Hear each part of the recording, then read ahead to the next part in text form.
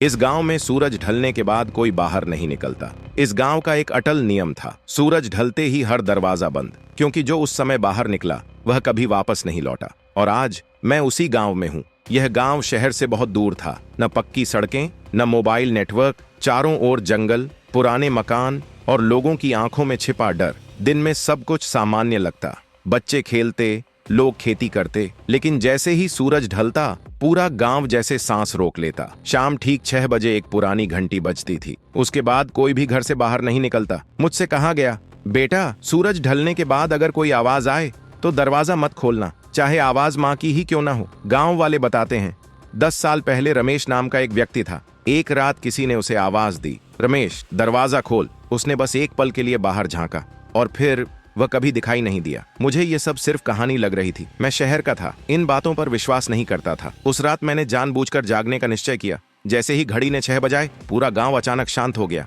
तभी अचानक थक थक थक मेरा दिल जोर जोर से धड़कने लगा। बाहर से आवाज आई, दरवाजा खोलो, मैं थक गया हूँ। आवाज बिल्कुल इंसानी थी। मैंने झांक कर देखा, बाहर कोई नहीं था। फिर वही आवाज आई, इस बार मेरे कानों के बिल्कुल पास, तुम अकेले नहीं हो। मेरी सांस रुक गई। उसी पल मुझे गांव के बुजुर्ग की बात याद आई। ये आवाजें उन लोगों की होती हैं जो कभी इस गांव से बाहर नहीं जा पाए। अगर दरवाजा खुला तो वे तुम्हारी जगह ले लेंगे। अचानक दरवाजा जोर से हिलने लगा। खोलो! मैं पीछे हट गया और आंखें बंद कर लीं।